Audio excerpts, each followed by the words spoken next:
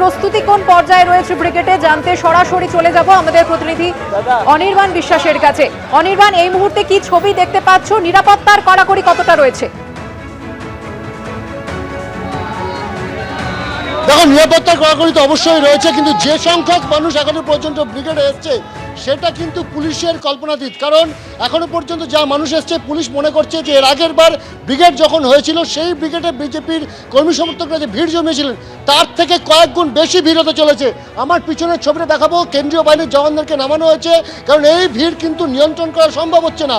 এবং এখনো পর্যন্ত যে সংখ্যক মানুষ এসে উপস্থিত হয়েছেন, অনেক জায়গাতে আমরা দেখতে পাচ্ছি যে কোথাও এমএলএ, কোথাও এমপি, তাদের গাড়ি পর্যন্ত আটকে যাচ্ছে। স্বাভাবিকভাবে কিন্তু পুলিশকে কার্যত নাজেহাল হতে হচ্ছে। এবং এবারের যে ব্রিগেড, সেই ব্রিগেডটা কিন্তু ভয় জয়ের ব্রিগেড বলা চলে। তার কারণ অনেকেই কিন্তু আগের বার যে ব্রিগেড বিজেপির তরফে ডাকা হয়েছিল সেই ব্রিগেড সমাবেশে আসতে পারেননি, বা কেউ কেউ হয়তো ভয়ে আসেননি। কিন্তু এবার যেহেতু তাদের সরকার গঠন হচ্ছে, স্বাভাবিকভাবেই সব ভয়কে জয় করে বিজেপি কর্মী সমর্থকরা আজ ব্রিগেড সমাবেশ ভরিয়ে তুলছেন। এই মুহূর্তে যে ভিড়টা তুমি দেখতে পাচ্ছ, রেড রোডের এক প্রান্তে আটকানো রয়েছে, সেই ভিড়টা কিন্তু যত সময় গড়াচ্ছে ততই দীর্ঘ থেকে দীর্ঘতর হচ্ছে। হাজারে হাজারে মানুষ red road, Dufferin road, Mayo road crossing থেকে ব্রিগেডমুখী হয়েছে। এবং এই মুহূর্তে যে ছবি আমাদের ধরা পড়ছে, দীর্ঘ যানজট তৈরি হয়েছে কিন্তু একেবারে ফোর্ট উইলিয়ামের সাউথ গেট থেকে শুরু করে একেবারে রেসকোর্সের দিকে।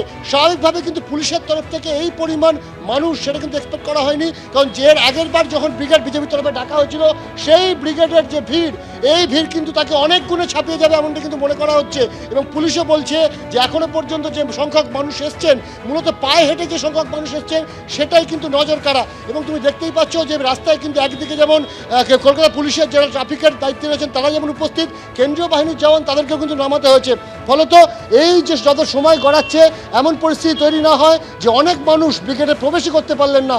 ফলত দেখতেই পাচ্ছ যে হিউজ সংখ্যক মানুষ এখনও রাস্তায় দাঁড়িয়ে রয়েছেন, ট্রাফিক আটকাতে হচ্ছে, তারপর সেই সমস্ত মানুষদেরকে কিন্তু ভেতরে অর্থাৎ ব্রিগেডের দিকে আসতে দেওয়ার অনুমতি দেওয়া হচ্ছে। তুমি দেখতেই পাচ্ছ যে মানুষের মধ্যে যে উচ্ছ্বাস, সেই উচ্ছ্বাস কিন্তু ধরা পড়ছে। বিভিন্ন গ্রামগঞ্জ থেকে, বিভিন্ন জেলা থেকে তারা আসছেন এবং প্রত্যেকের অভিমুখ কিন্তু একটাই, ব্রিগেডের দিকে যাওয়া।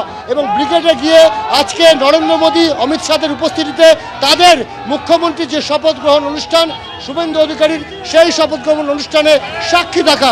স্বাভাবিকভাবে তুমি দেখাচ্ছে আমার ক্যামেরা পার্সন শান্তনু দত্ত যে হাজারে হাজারে বিজেপি কর্মী সমর্থক তারা কিন্তু আজকে অংশগ্রহণ করছেন এবং প্রচুর সংখ্যা সাধারণ মানুষ তারাও কিন্তু আসছেন। আমরা সচরাচর যেটা দেখতে পাই না যে কলকাতা শহরের মানুষের উপস্থিতি, কিন্তু সেই উপস্থিতি কিন্তু যথেষ্ট চোখে পড়ার মতন।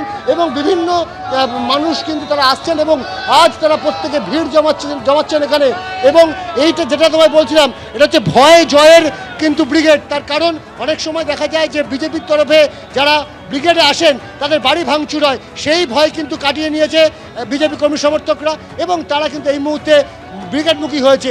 স্বাভাবিকভাবে যান চলাচলের উপরেও কিন্তু একটা বড় প্রভাব পড়ছে গোটা ব্রিগেড চত্বরকে ঘিরে।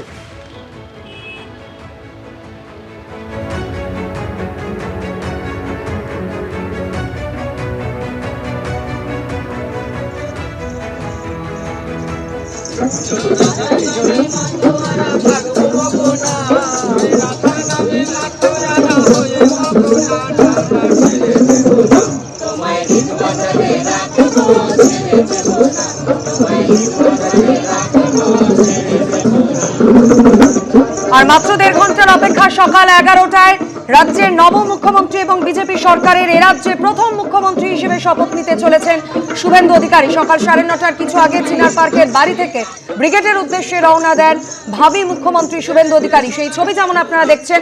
অন্যদিকে ব্রিগেড প্যারেড গ্রাউন্ডে, যেখানে এই ঐতিহাসিক মুহূর্তের সাক্ষী থাকতে বিভিন্ন জেলা থেকে প্রচুর মানুষ, দেশের বিভিন্ন প্রান্ত থেকে প্রচুর মানুষ এসেছেন, সেখানেও একেবারে উৎসবের আমেজ।